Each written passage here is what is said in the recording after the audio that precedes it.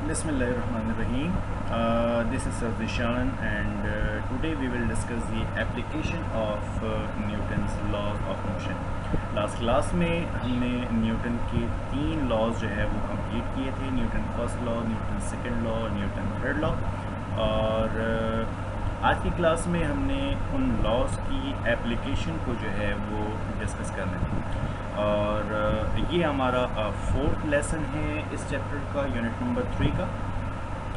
Application of Newton's laws of motion में जो हमारा केस आएगा वो tension in the string case है।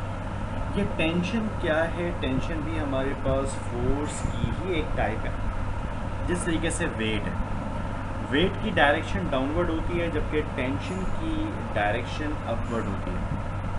इस केस में समझने के लिए आपको इस पिक्चर से ज़रा देखना होगा। इस पिक्चर में हमने एक ऑब्जेक्ट को हैंग किया है with the help of an string. ये स्ट्रिंग आप देख रहे हो, इस स्ट्रिंग के साथ ये ऑब्जेक्ट जो है वो हैंग हुआ हुआ है और इस ऑब्जेक्ट का जो वेट है वो डाउनवर्ड डायरेक्शन पे है, जबकि इसमें जो टेंशन प्रोड्यूस हो रहा है, इस स्ट्रिंग पर जो टेंशन प्रोड्यूस हो रहा है वो अपवर्ड डायरेक्शन पे है।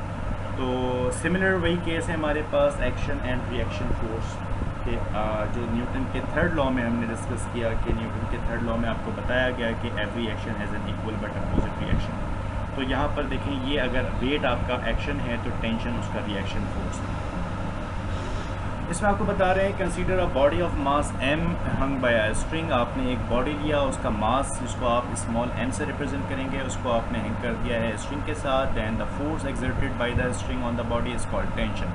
ये आपको बता रहे हैं कि जो फोर्स एक्सर्ट हो रहा है स्ट्रिंग के ऊपर उसको आपने टेंशन का नाम दिया। और एक रिएक्शन फोर्स है, उसके अपोजिट डायरेक्शन है, वो है वेट, उसको आपने W से रिप्रेजेंट किया है। The weight acts downward and the tension acts upward at the block, क्योंकि आप जानते हैं कि एक्शन और reaction are opposite in direction. अगर एक एक्शन है दूसरा रिएक्शन है तो इन दोनों की डायरेक्शन जो है वो अपोजिट होगी, एक अपवर्ड है दूसरा डाउनवर्ड होगी। कहते हैं if the object is at rest then the magnitude of both, यानी कि tension and weight are equal. तो इसीलिए यहाँ पर T is equals to W लिखा गया है, T for tension and W for weight. तो वेट और टेंशन दोनों बराबर होंगे तभी ये बॉडी जो है वो रेस्ट की कंडीशन पे ही होगी। तो मैथमेटिकली आप इसको ऐसे लिख सकते हैं कि T is equals to W, और W हमारे पास बराबर होता है mg के, यानी कि मास इनटू ग्रेविटी। तो टेंशन इक्वल्स टू mg हो जाएगा आपका, ठीक है। अपनी ये बात भी मैं आपको बता दूं कि ये जो टेंशन है बेसिकली ये अगर इस अपवर्ड डायरेक्शन की फोर्स ज़्यादा हो जाएगी यानी कि टेंशन ज़्यादा हो जाएगी तो बॉडी को अपवर्ड जाना चाहिए। और अगर डाउनवर्ड डायरेक्शन यानी कि वेट की फोर्स अगर ज़्यादा हो जाती है तो वेट बॉडी को जो है वो नीचे की तरफ आना चाहिए। अगर ये दोनों स्टैटिक कंडीशन पे इट मीन्स कि दोनों इक्वल। अच्छा, motion of body is connected by a string, इसको एटवुड मशीन के नाम से आपको बता रहे हैं। यहाँ पर कह रहे हैं there are 2 cases of motion of body is connected by string. 2 bodies हैं हमारे पास, उनको ये एटवुड मशीन का क्वेश्चन जो है वो आपके पास शॉर्ट क्वेश्चन में आपसे पूछा भी जाता है कि व्हाट इज़ एटवुड मशीन, क्या काम करता है। तो आपको बता रहे हैं कि भाई एटवुड मशीन से जो है वो आप अननोन मासेस वगैरह जो है वो कैलकुलेट कर सकते हैं। कैसे करते हैं वो सारी चीज़ें भी हम डिस्कस करेंगे। यहाँ बताया जा रहा है कि there are 2 cases of motion of bodies connected by a string. 2 body हैं, उनको आपने हैंग कर दिया है स्ट्रिंग के थ्रू एक पुली के रेफरेंस से उसको। व्हेन बॉडीज़ मूव वर्टिकली, दोनों बॉडीज़ वर्टिकली डाउनवर्ड डायरेक्शन पे हैं। When one body moves vertically and other horizontally. या 2 केसेस आपको बता रहे हैं कि या तो दोनों के दोनों बॉडीज़ वर्टिकली होंगे या फिर ऐसा होगा कि एक बॉडी जो है वो वर्टिकली हैंग हुआ होगा जबकि दूसरा बॉडी जो है वो किसी सरफेस के ऊपर रखा होगा, हॉरिजॉन्टल प्लेस हुआ होगा। तो यहाँ पर 2 केसेस हो गए हमारे पास और इन दोनों केसेस को हमने देखना है, स्टडी करना है। तो केस 1 पे आते हैं पहले। केस 1 में क्या है कि हमारे पास दोनों बॉडीज जो है वो वर्टिकली हैंग हुए हैं। अब 2 बॉडीज़ हैं तो यहाँ पर आप मास सिर्फ m नहीं कह सकते।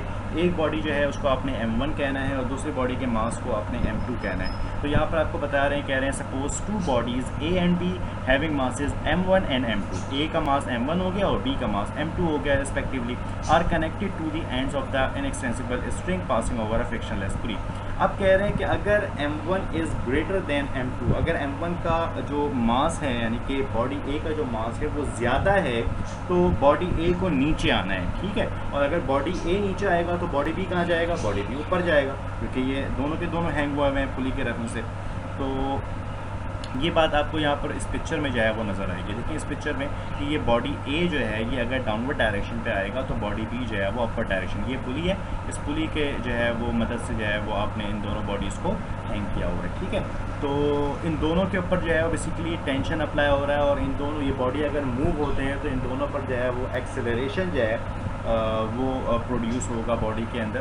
तो हमने उस एक्सेलरेशन की वैल्यू चाहिए और इस टेंशन की वैल्यू चाहिए, इसके लिए हमने काम करना है। यहाँ पर कह रहे हैं being heavier A will move downward, अगर एक बॉडी ए जो है आपकी हेवी है डाउनवर्ड डायरेक्शन पे आएगी with some acceleration A, and body B will move upward with an acceleration small A, वही स्मॉल ए से आप एक्सेलरेशन को रिप्रेजेंट करते हैं। और आगे आपको बता रहे हैं कि जो टेंशन है इसको आप टी से रिप्रेजेंट करेंगे, let T be the tension in the string. अच्छा, forces acting on the body A, अब आपने क्या करना है, रिजॉल्व करना है, अलग अलग हम काम करेंगे, बॉडी ए के लिए अलग काम करेंगे और बॉडी बी के लिए अलग काम करेंगे। तो बॉडी ए में आपको देखो कितने फोर्सेज लग रहे हैं हमारे पास, बॉडी ए में हमारे पास फोर्स लग रहा है, एक ये लग रहा है टेंशन और एक लग रहा है हमारे पास वेट, दो तरह के हमारे पास फोर्सेज हैं, ठीक है। तो नेट फोर्स में हमारे पास यानी कि टोटल फोर्स क्या होगा, टोटल फोर्स में हमारे पास दो तरह के फोर्सेज होंगे, एक होगा हमारे पास वेट, एक होगा हमारे पास टेंशन। आप लोगों ने याद रखनी है ये बात कि अगर आपका जो ये बॉडी है, जैसे लाइक बॉडी ए की मैं बात कर रहा हूँ, इस वक्त बॉडी ए जो है वो डाउनवर्ड डायरेक्शन पे जा रहा है। डाउनवर्ड डायरेक्शन पे जाने का मतलब है कि वेट ज़्यादा है, और वेट ज़्यादा होने का मतलब क्या है कि W जो है इट मस्ट बी पॉजिटिव, यानी कि ये हेवियर है ना, ज़्यादा है। और अगर टेंशन ज़्यादा होता तो आप टेंशन को पॉजिटिव लेते, वेट को नेगेटिव ले लेते, ठीक है। अच्छा, नेट फोर्स की अगर बात करें, नेट फोर्स को आपने जो है ना वो F से ही रिप्रेजेंट करना है, जैसे आप फोर्स को रिप्रेजेंट करते थे F=ma, वो F से ही आपने रिप्रेजेंट करना है। तो आपका ये जो इसकी जो एक्सप्रेशन अगर आप बनाएंगे तो वो एक्सप्रेशन आपका बन जाएगा F=W - T। तो F क्या है, आपका टोटल फोर्स है बॉडी ए पर, और W क्या है, W - T क्यों किया है हमने, क्योंकि W पॉजिटिव इसलिए रखा क्योंकि बॉडी ए हेवियर है और वेट ज़्यादा है और वो नीचे की तरफ आ रहा है, और ये टेंशन है ये नेगेटिव क्यों है, क्योंकि टेंशन कम है बॉडी ए के अंदर, ठीक है। तो ये एक्सप्रेशन देखें आपको हासिल हो जाएगा। यहाँ पर कह रहे हैं यहाँ पर कि F=m1g - T। अच्छा, वेट की जगह इन्होंने mg रख दिया है, लेकिन mg नहीं, सिंपल m1g लिखा है। m1g क्यों किया है, क्योंकि आप बॉडी ए की बात कर रहे हैं, याद रखिए स्टार्टिंग में मैंने आपको बताया ना कि बॉडी ए के मास को आपने m1 बोलना है और बॉडी बी के मास को आपने m2 बोलना है, ठीक है। अच्छा, तो F की जगह यहाँ पर नेक्स्ट स्टेप में F की जगह आपने प्लेस कर दिया m1a, और बाकी ये m1g - T वैसे ही लिखा हुआ है, इसको आपने एक नाम दे दिया, इक्वेशन नंबर 2 बना दिया ऐसे। अच्छा, अब इक्वेशन नंबर 2 बनाने के बाद ये बॉडी ए का काम हमने पूरा कर लिया। अब हम काम करेंगे बॉडी बी के ऊपर। बॉडी बी में कितने फोर्सेज हैं, बिल्कुल यही काम करें, बॉडी बी के ऊपर कितने फोर्सेज हैं वो आप चेक करें। बॉडी बी के ऊपर भी देखो दो तरह के फोर्सेज लग रहे हैं, एक टेंशन है और एक वेट है, लेकिन फ़र्क ये है कि यहाँ पर अब आपका टेंशन पॉजिटिव होगा और वेट नेगेटिव। वजह क्या है, क्योंकि टेंशन ज़्यादा है। कैसे पता है टेंशन ज़्यादा है, कि बॉडी बी देखो कहाँ जा रहा है, ऊपर की तरफ जा रहा है कि नीचे की तरफ जा रहा है। ऑफकोर्स बॉडी बी जो है वो ऊपर की तरफ जा रहा है, और बॉडी बी ऊपर की तरफ क्यों जा रहा है, टेंशन की वजह से, ठीक है। तो टेंशन ज़्यादा है, डेट्स वाई आप यहाँ पर T पॉजिटिव लेंगे और वेट नेगेटिव लेंगे, T - W हो जाएगा, ठीक है। और W की जगह आपने जो है वो mg रखना है। बॉडी B की बात कर रहे हैं तो m2g लेंगे, तो ये देखिए नेट फोर्स जो आपका आएगा वो T - m2g आ जाएगा। और आपने फोर्स की जगह यानी कि नेट फोर्स की जगह अगर आप ma रखते हैं यानी कि m2a रखते हैं, तो एक्सप्रेशन जो है आपकी वो बन जाएगी m2a = T - m2g। ये भी आपने इसको भी एक इक्वेशन का इक्वेशन 3 का नाम दे दिया, गलती से इक्वेशन 2 लिख दिया, इक्वेशन 3। अच्छा खैर, ये दो इक्वेशन जो है हमारे पास आ गई हैं। अब इन दो इक्वेशन की मदद से हमने कैलकुलेट करना है इनको, और कैलकुलेट करके आसानी से हम जो है वो फाइंड आउट कर सकते हैं ए की वैल्यू यानी कि एक्सेलरेशन की वैल्यू और टेंशन की वैल्यू। अच्छा, इसका करने का तरीका मैं आपको बता दूं।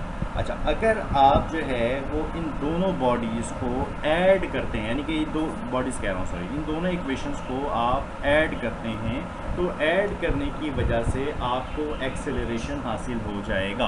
कैसे होगा वो भी मैं आपको बताऊँगा, ठीक है। लेकिन ये याद रखिए कि अगर मैं इन दोनों इक्वेशनों को आपस में ऐड कर दूं तो ऐड करने से मुझे एक्सेलरेशन मिल जाएगा, और अगर मैं इन दोनों इक्वेशनों को आपस में डिवाइड कर दूं तो मुझे टेंशन की वैल्यू मिल जाएगी।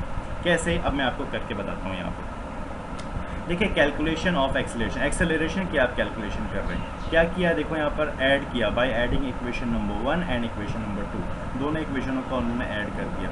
ऐड करते कैसे ऐड किया देखिए यहाँ पर हमारे पास क्या लिखा हुआ है m1g माइनस टी, ये देखिए लिखा हुआ है यहाँ पर m1g माइनस टी। ऐड करना है, ऐड मतलब प्लस करना है आपने, देखिए यहाँ पर t माइनस m2g है, देखिए यहाँ पर t माइनस m2g ले लिया। देन इक्वल टू, अच्छा हमारे पास राइट हैंड साइड पर क्या लिखा हुआ है, इस जगह पर m1 है और यहाँ पर क्या लिखा हुआ है m2 है, इन दोनों को भी आपने ऐड कर दिया m1a प्लस m2a। ऐसा करने से फ़ायदा क्या हुआ, फ़ायदा ये हुआ कि ये पॉजिटिव टी और ये नेगेटिव टी तो आपस में कट डाउन हो गए, कट गए, ठीक है। तो रिमेनिंग क्या बच गया आपके पास m1g माइनस m2g, और यहाँ पर क्या बचा हुआ है आपके पास m1a प्लस m2a। अच्छा ये जो m1a और m2a है इन दोनों में एक्सेलरेशन कॉमन है, ठीक है। तो आप यहाँ से एक्सेलरेशन कॉमन ले सकते हैं। अगर यहाँ से आप एक्सेलरेशन कॉमन ले लेंगे राइट हैंड साइड से, तो एक्सेलरेशन कॉमन लेने की वजह से आपके पास जो टर्म बचेगा वो बचेगा m1 plus m2। Right hand side पर आपके पास टर्म बचेगा m1 प्लस m2।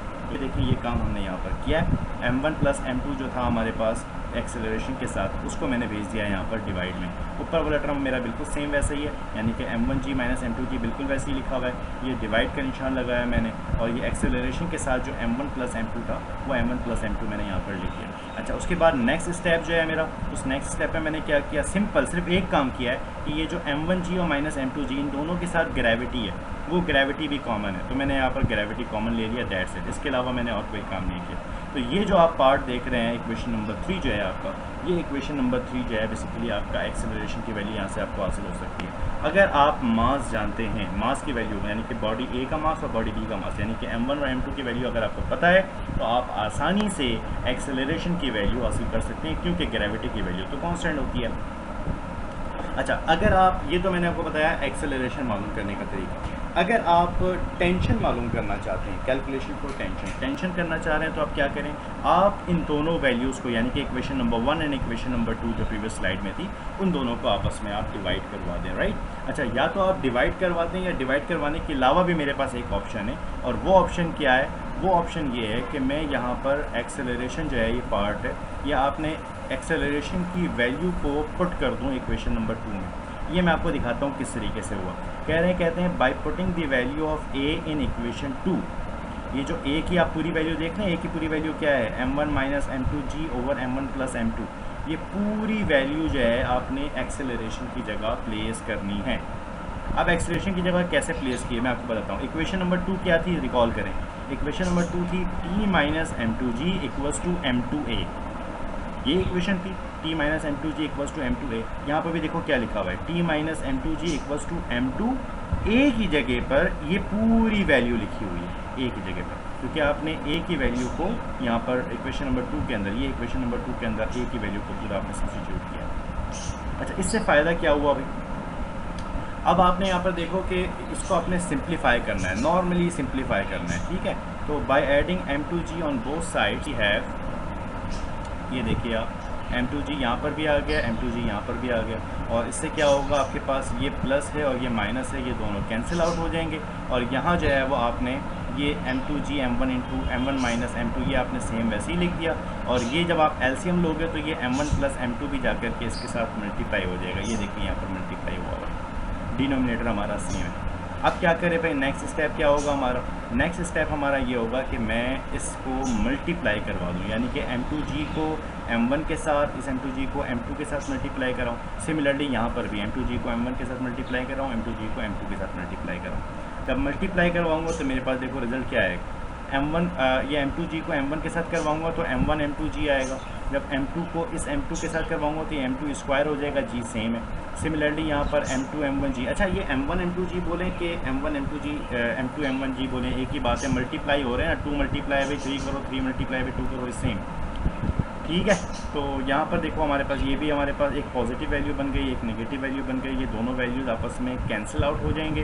जब कैंसिल आउट हो जाएंगे तो आपके पास यहाँ पर भी m1 m2g होगा और यहाँ पर भी m1 m2g होगा, और इस m1 m2g को आपने प्लेस कर देना है, ऐड कर देना है सिंपली। तो 1 times m1 m2g and 2 times m1 m2g, तो ये दोनों मिला करके 2 टाइम्स m1 m2g हो जाएंगे, ठीक है। यहाँ पर g मिसिंग है, ये g भी है यहाँ पर, तो 2 टाइम्स m1 m2g है। और ये जो आपके पास m1 प्लस m2 है, ये m1 प्लस m2 यहाँ पर हमारा सेम है, ठीक है। ये टेंशन की वैल्यू यहाँ से आपने हासिल कर ली, ये आप देख लें। और अगर यहाँ से आप ग्रेविटी की वैल्यू जो है वो एक्सट्रैक्ट करना चाहते हैं तो आप उसी वैल्यू को सेपरेट आउट कर लें, तो आपको ग्रेविटी की वैल्यू भी मिल जाएगी, ठीक है। The above arrangement is known as Atwood machine. आपको जैसे कि मैं बता रहा था कि एटवुड मशीन के बारे में आपसे पूछा जाए तो आप बताएंगे कि भाई एटवुड मशीन से जो है वो आप अननोन मासेस वगैरह कैलकुलेट कर सकते हैं। तो ये आपके पास फार्मूला है उसका, आप एक्सेलरेशन भी चाहें तो मालूम कर सकते हैं उसकी। यहाँ पर ए भी मौजूद है एक्सेलरेशन, तो या फिर आपको m1 मालूम करना है या फिर आपको m2 मालूम करना है, जो भी चीज़ आपको मालूम करनी है वो आप यहाँ से आसानी से मालूम कर सकते हैं। ये अरेंजमेंट है एटवुड मशीन की, ठीक है। ये हमारे पास था केस 1। अच्छा, केस 1 में जो है हमने देखा कि दोनों के दोनों बॉडीज़ जो है वो हैंग हुए हुए हैं वर्टिकली। लेकिन केस 2 क्या है, केस 2 के अंदर हमारे पास एक बॉडी जो है वो वर्टिकली हैंग है, जबकि दूसरी जो दूसरा ऑब्जेक्ट है हमारे पास वो हॉरिजॉन्टली प्लेस है, किसी टेबल के ऊपर प्लेस है, ठीक है। तो इसमें कह रहे हैं 2 bodies of masses m1 and m2 respectively are connected to an inextensible string which passes over a pulley A moves vertically downward, यानी कि जो बॉडी ए होगा वो वर्टिकली मूव हो रहा होगा डाउनवर्ड डायरेक्शन पे with an acceleration A, and the body B moves horizontally on this smooth surface towards pulley with the same acceleration a. The value of T is same, tension भी same है, acceleration भी same है। बस बताया क्या जा रहा है कि बॉडी ए वर्टिकली हुआ है और बॉडी बी जो है वो हॉरिजॉन्टली मूव हो रहा है, ठीक है। ये हमारे पास पिक्चर है और इस पिक्चर में आप देख सकते हैं कि ये बॉडी ए है हमारे पास जो एक पुली के मदद से जो है वो हैंग हुआ है, और ये बॉडी बी है हमारे पास, ठीक है।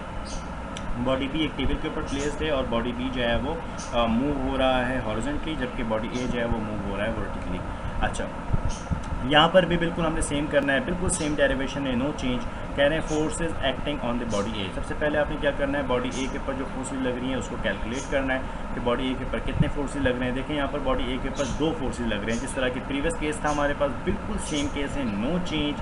कि यहाँ पर भी हमारे पास बॉडी ए जो है वो नीचे की तरफ आ रहा है तो वेट ज़्यादा है और टेंशन कम, तो आप W माइनस टी करेंगे। W माइनस टी की जगह W की जगह आप W की वैल्यू प्लेस कर सकते हैं, that becomes M1G minus T. तो M1G माइनस टी जो है वो नेट फोर्स है बॉडी ए का, और फोर्स को आपने रिप्रेजेंट करना है M1A से। Basically F equals to MA होता है, तो F इक्वल्स टू MA की वजह से आप M की जगह M1 लेंगे, तो ये M1A equals to M1G minus T, ये आपके पास एक इक्वेशन बन जाएगी। अच्छा, उसके बाद आप आ जाएंगे बॉडी बी की तरफ कि बॉडी बी पे कितने फोर्सेज एक्ट कर रहे हैं, तो आपको नज़र आएगा बॉडी बी के ऊपर 3 तरह के फोर्सेज एक्ट कर रहे हैं। लेकिन ये 3 तरह के फोर्सेस काम नहीं आ रहे, लेकिन एक फोर्स तो हमारे पास है ये वेट, जो कि डाउनवर्ड डायरेक्शन पे, और उसके अपोजिट डायरेक्शन पे एक रिएक्शन फोर्स है। जैसे कि अगर एक वेट जो टेबल के ऊपर, ये वेट जो है ना इस बॉडी बी का जो वेट है टेबल के ऊपर जो अप्लाई कर रहा है, तो टेबल ने भी तो उसके अपोजिट डायरेक्शन पे एक फोर्स अप्लाई करना है, रिएक्शन फोर्स जो कहलाएगा एक्शन का रिएक्शन। तो ये एक्शन और रिएक्शन जो है ना वो एक दूसरे को कैंसिल आउट कर देंगे, क्योंकि बॉडी ना ही अपवर्ड डायरेक्शन पे मूव हो रही है ना ही डाउनवर्ड डायरेक्शन पे मूव हो रही है, बॉडी जा रही है हमारे पास लेफ़्ट साइड पर, ठीक है। तो ये एक ही फोर्स जो है वो इसमें बॉडी बी के ऊपर काम आएगा, और वो फोर्स कौन सा होगा, टेंशन फोर्स होगा, ठीक है।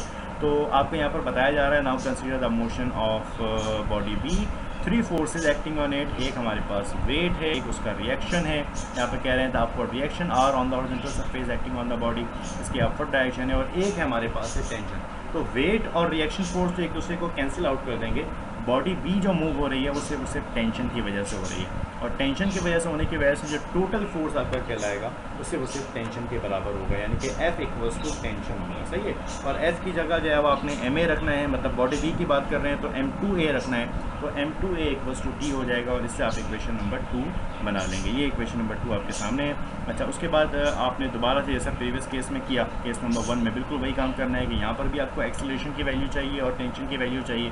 तो टेंशन की वैल्यू देखें यहाँ पर T इक्वल्स टू M2A लिखा हुआ है ना, तो आप क्या करें, T की वैल्यू को उठा करके इक्वेशन नंबर 1 में प्लेस कर दें। तो ये देखें आपके पास M1G माइनस टी था, तो M1G माइनस टी की जगह उन्होंने रख दिया M2A, और ये इक्वल्स टू M1A वैसे ही है। ये नेगेटिव का जो M2A है इसको आप इस तरफ ले आएँ, दूसरी तरफ ले आएँ तो ये पॉजिटिव हो जाएगा, M1A प्लस M2A। यहाँ पर आसानी से आप कॉमन ले सकते हैं एक्सेलरेशन को। एक्सेलरेशन कॉमन लेने से क्या होगा, आपके पास अंदर बचेगा M1 प्लस M2, जो आप उठा करके नीचे डिवाइड में भेज दोगे M1G के। तो एक्सप्रेशन क्या बन जाएगा आपका, A is equals to M1G divided by M1 plus M2। ये देखें आपको सारी चीज़ें यहाँ पर नज़र भी आ रही हैं कि इन दोनों में से जब आपने कॉमन लिया एक्सेलरेशन को, M1 प्लस M2 बच गया है, तो ये जो m1 प्लस m2 है ये आपने डिवाइड में भेज दिया है इसके नीचे, तो ये देखें डिवाइड में आ गई ये वैल्यू। तो यहाँ से आपने एक्सेलरेशन की वैल्यू हासिल कर ली, और एक्सेलरेशन की वैल्यू अगर आ गई है तो टेंशन की वैल्यू आप आसानी से हासिल कर सकते हैं। कैसे कि आप क्या करें, सिंपली आप इस एक्सेलरेशन की वैल्यू को उठा करके प्रीवियस यानी कि इक्वेशन नंबर 2 के अंदर पुट कर दें। इक्वेशन नंबर 2 क्या था आपके पास? इक्वेशन नंबर 2 था m2a इक्वल्स टू t, तो यानी कि t इक्वल्स टू m2a। तो ये देखो यहाँ पर क्या लिखा हुआ है, t इक्वल्स टू m2, और a की जगह पर देखो ये मल्टीप्लाई करके a की जगह पर a की ये पूरी वैल्यू जो यहाँ से आपने हासिल की है ना, ये पूरी वैल्यू जो है वो यहाँ पर प्लेस की हुई है। अच्छा, इससे फ़ायदा क्या हुआ भाई आपके पास, इसमें क्या मामला हो रहे हैं? देखो ये बेटा हमारे पास m2, अच्छा ये m2 नहीं है, m2 m1 है, राइट। यहाँ पर m1 जी है, m1 जी है, m2 m1 जी है, और यहाँ पर देखें m1 प्लस m2 है। तो देखो यहाँ पर एक्सप्रेशन, फाइनल एक्सप्रेशन आपका क्या बन गया, m1 m2 जी ओवर m1 प्लस m2, ये आपका जो है वो फाइनल इक्वेशन है टेंशन का। तो एक्सेलरेशन की वैल्यू भी आपने यहाँ से हासिल कर ली, और टेंशन की वैल्यू भी आपने यहाँ से हासिल कर ली। तो ये याद रखिएगा कि हमारे पास दो तरह के केसेस हमने डिस्कस किए एप्लीकेशन ऑफ न्यूटन्स लॉ के अंदर। ये tension in the string case के सबसे पहले तो मैंने आपको एटवुड मशीन के बारे में बता दिया कि एटवुड मशीन हमारे पास एक ऐसा सिस्टम होता है जिससे आप अननोन मासेस जो है वो कैलकुलेट कर सकते हैं, और उसमें आप अगर चाहें तो एक्सेलरेशन की वैल्यू भी यहाँ से जो है वो आप फाइंड आउट कर सकते हैं। अच्छा, इसमें हमारे पास दो तरह के केसेस होते हैं। एक केस ए जो केस 1 यानी कि इसको आप कह लें, इसमें दोनों के दोनों बॉडीज़ जो है वो हैंग हुए हुए होते हैं वर्टिकली, जबकि दूसरा केस है हमारे पास जिसमें एक बॉडी वर्टिकली हैंग हुआ होता है, जबकि दूसरा बॉडी जो होता है वो एक हॉरिजॉन्टली मूव हो रहा होता है। और इन दोनों केसेस के अंदर हमने एक्सेलरेशन की वैल्यू भी हासिल की, और डेरिवेशन की इसकी, और टेंशन की वैल्यू भी ड्राइव करके इसकी वैल्यू निकाली है। तो ये जो छोटी सी डेरिवेशन है, इस डेरिवेशन को आपने लाजमी तौर पर अपने पास प्रैक्टिस करना है, अपने कॉपी पर इसका काम करना है मुकम्मल। और इन नेक्स्ट क्लास जो है वो हम जो है वो हमारा जो नेक्स्ट टॉपिक होगा, इसके आगे का पार्ट जो है वो एप्लीकेशन ऑफ न्यूटन लॉज के अंदर जो है वो हमने यहाँ पर ये जो हमारा टॉपिक था, इस यहाँ पर टॉपिक हमारा अपना कंप्लीट हो रहा है, और इसके आगे के जो नेक्स्ट टॉपिक हैं उन टॉपिक्स के ऊपर जो है वो हम मूव होंगे। न्यूटन लॉज वाला मामला थोड़ा सा एंड की तरफ चला गया, ठीक है। तो आप लोगों का जो होम टास्क है वो क्या कि ये जो डेरिवेशन है, ये डेरिवेशन आपको बुक में भी मिल जाएंगी। यहाँ पर हो सकता है कि आपको स्लाइड में जो है वो समझने में थोड़ी सी प्रॉब्लम हो, यहाँ पर गैप वगैरह थोड़ा सा ज़्यादा हुआ है टाइपिंग की वजह से। तो अगर आप जो है वो बुक से देखेंगे तो बुक में आपको, अच्छा बुक में जो है वो स्टेप्स प्रॉपर्ली क्लियर नहीं है, तो इसलिए मैंने यहाँ पर आपको स्टेप शो कर दिया ताकि आप स्लाइड्स की मदद ले करके आप जो है वो उसको अपने पास आसानी से सॉल्व कर सकें। इन केस अगर आप कोई प्रॉब्लम होती है, कोई चीज़ समझ में नहीं आती, आप ज़रूर मुझसे रब्ता करके इसके बारे में पूछ सकते हैं, राइट। इंशाल्लाह नेक्स्ट क्लास में जो है वो नेक्स्ट टॉपिक के साथ जो है वो मुलाकात होगी। टिल अल्लाह हाफ़िज़।